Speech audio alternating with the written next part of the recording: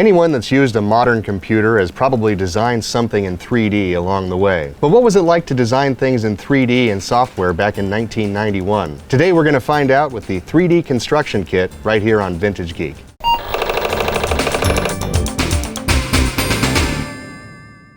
Just a quick reminder, if you like what you see today, please consider liking and subscribing. It helps us a lot as we grow, but one of the things that helps us the most is if you would consider becoming a Vintage Geek member. You can do that at the website, and for just under $20 a year, you get access to all of our content commercial free, plus some extras as well. It's all at vintagegeek.com. Imagine a world within your computer, a world which you have created, a world of infinite possibilities. Welcome to the world of 3D Construction Kit. I found this piece of software in our collection. It's from a publisher called Incentive Software, 3D Construction Kit. Now this software is from 1991, and that year-wise would have been for me when I was 9 years old. And I got to thinking about how my own son is 9 years old now, and he's really into Minecraft. It's his favorite thing to play, and he's playing it all the time. And as I was reading about this software, because I knew nothing about it, I realized very quickly that this could have been kind of the Minecraft of that era. It has a lot of similar features and functions. It lets you build a 3D world. There are things you can do with triggers and action sequences, and you can even put in enemies, as I've read. I thought it'd be really fun to kind of take a look at what this software does going all the way back to 1991. This software can actually run on a 286 class machine, and that's what we have here today with our IBM AT. So we're only talking about a 286 with 2 megs of RAM, and I'm really wondering what kind of things can you do in a 3D world with technology that dated at this point. So I really want to dig in and get this software put on this AT, get it running, and see what we can do with it. What kind of worlds we can create, what kind of objects, and see how much this compares to a modern 3D environment. We've got our 3D construction set loaded on the IBM AT. Now they do have different versions. There are several discs that come in the package. There's one for each different display type, so you could use CGA, you could use EGA, VGA, or the Tandy 16 color mode. Now in our case, we're going to be using VGA. Installation was pretty straightforward. The box itself comes with a fairly detailed user manual and also comes with a VHS tape with some kind of tutorial on it. Now I'm not going to go through the tutorial video just yet. I want to get that first feel of just kind of jumping in and seeing what the software can do. But apparently there was an original review of this software from one of the gaming magazines at the time that said this was not for the faint of heart. It sounds like it's not going to be super easy to just start up the program and go, but I guess we're going to find out. We're going to try using this in keyboard mode. That may prove to be cumbersome, but I'm going to give it a shot anyway, just to kind of give this the most bare bones feel of what we can do in a 3D environment. So let's get started. We've got our opening menu here. First thing I have to do is select a language. So I'm going to go ahead and pick English. And now we have the menu where you can pick the video mode. As I mentioned, each disk is to install the different graphics mode, but for whatever reason, option 3 is showing MCGA instead of actual VGA here, but that is the closest to what we're going to be doing. So we're going to go ahead and use that. And now we have our options for the control device. I also read that the keyboard only mode was only available in the DOS version of this particular piece of software. I don't think that existed in the Amiga or the Atari versions. Let's see what this is like. Then we've got the sound selection. This particular IBM AT does not have a third-party sound card installed. We just have the standard PC speaker. So I'm going to go with the IBM sounds. Ooh. 3D construction kit. So it looks like we've got quite a bit going on the screen already. We've got a menu up at the top that has several different things we can choose from. And we have a number of different options here in the bottom half of the screen. Looks like we've got buttons to rotate, move objects. We've got a position indicator that's going to give us numeric values for where we are on the screen. I can move the cursor around using the keyboard, just like I would a mouse. I did read in the book that the mouse left and mouse right buttons are emulated on the keyboard by using the insert and delete keys. One thing I see as a limiting factor right away is the mouse speed. This is moving around pretty slowly. The good news about that is that we have a lot of granularity, but as far as moving around quickly, that's going to be a little bit more of a problem. I almost wish that they had some keyboard shortcuts for fast move in any of the directions. That would probably make things a little easier. Famous last words. But motion's fairly fluid so far. Now, I'm not sure how to get to the bottom part of the screen. Let me see if I can just, if this is a full motion scenario, can I move the cursor all the way down? I can, and it actually turns into an arrow. Let's look at preferences. Maybe there's something for the mouse speed. Very slowly getting to controls here. Again, the mouse movement with the keyboard is very ponderous. There are a lot of commands here. I feel like I'm going to lose track of this very quickly. There's got to be something for this mouse cursor speed. Well, the angular velocities have been rounded to 5 degrees, so that's good. But this does not give me any options for mouse cursor speed. I'm going to get down into this bottom section and just see what I can do here. Create. All right, so we got some different things we can create here. We got rectangles, pyramids. Yes, let's make a pyramid. Ooh, how do I place the pyramid? Does this actually manipulate the pyramid? Oh, it does. Or at least manipulates my point of view. So we've got a floating pyramid. That's pretty cool. I mean, I see the pyramid on the list. Eventually I'll get my cursor over there so I can actually do something with it. Now I see that pyramid 002 is showing in this kind of status bar. Oh yeah, there's a whole new menu of commands here at the bottom. Try to move it down or up. Oh, that worked. We've turned the pyramid. Now it's upside down. Sweet. I think I just want to move it. Try to get it closer to the ground. There we go. Now let's stretch it a little bit vertically and see what happens. Oh my. So here's where we have the name of it, the pyramid 002. So I guess you could make this not visible at startup and then have something trigger it to actually become visible. That feels very Minecraft to me. Now I read that there's a whole scripting language that goes into this, that you can make different actions happen when certain conditions occur. This is kind of early game design in a way, which is pretty neat. After looking in the manual, it appears that you can make the cursor move faster by holding the shift key with the arrows, but it also says to use the arrows on the numeric keypad.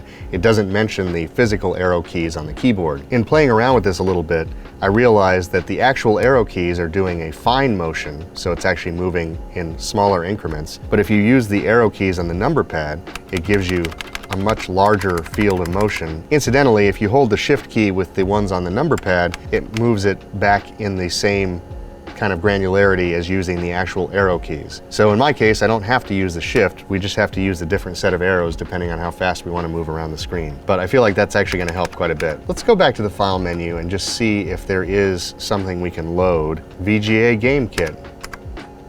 I have entered the void. What is happening here? Oh, just took a minute to load. Now I can actually get to these movement keys a little bit better. I'm approaching a building. I don't know what these keys do. We've got a rectangle in the wall. What happened here? Those things just appear? Huh.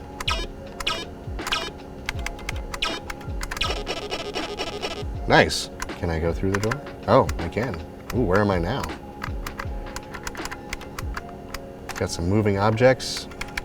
These shootable objects, I wonder? I honestly did not know I was getting into a platformer today in this game. It does not appear that I can shoot those objects. So I don't know if I have to just maneuver through them.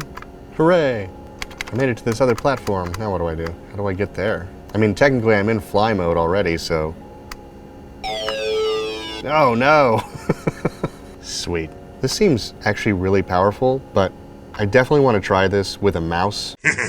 I wasn't able to find an actual serial mouse, but conveniently we still had in the museum our Head Start mouse from a few weeks ago, which is actually an import type mouse, and this particular AT has an import card. And we have a working mouse now in the 3D construction kit. Now I want to see if we can load an object. We did load the game sample with the keyboard, and that was pretty cool. Chopper. What is the chopper? Get to the chopper! Oh, it actually is a helicopter.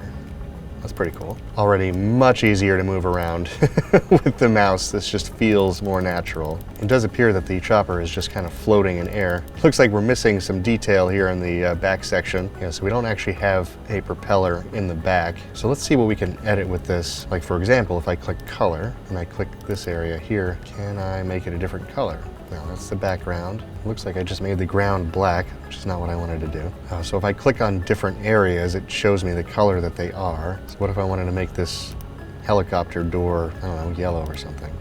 Oh, nope. Okay, that just made that color the whole thing. No, that's not what I wanted to do. Come on, cancel, cancel. Oh. It's all gone wrong. All right, I've dramatically changed the colors of the landscape here. Not in really the way that I wanted to. In a very strange land now. Come on. All right, now we're back to clean slate here. If I go to create object again, cube. There's the cube. Edit the cube. Cuboid 3. Let's move it down. Move it. There we go. Great. Now can I change the color of the cube? Oh, there we go. I guess I wasn't actually selecting the face of the cube for some reason. So if I drag these sliders around, I can change the color. Does it work if I actually just pick a color? Lime green cube.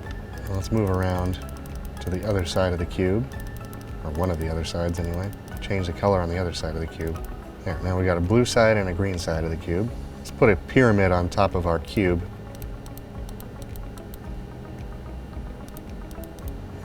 What if we stretch this? Now we've got like, you know, kind of a little chimney, I guess.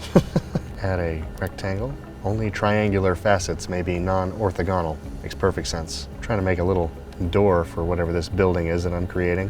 This is Vintage Geek in 3D.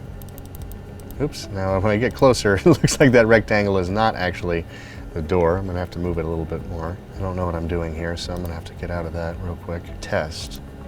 Oh, that's a better view of it, I guess. I'm shooting my building, but it's not doing anything. Oh no, my door has moved. Now it's no longer part of the building.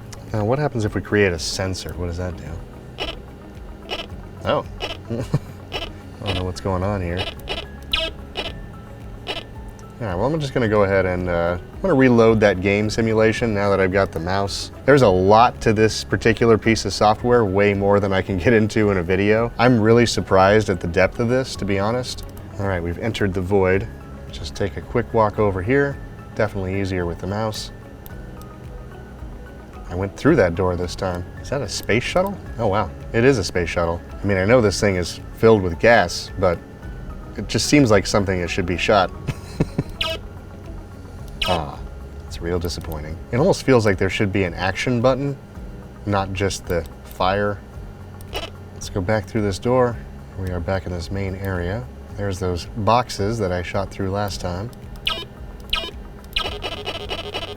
I do like that. All right, here we are. Well, I wonder if I drop down to this platform, if something else would happen. I guess not. How do I change the way it... Next up on American Ninja Warrior.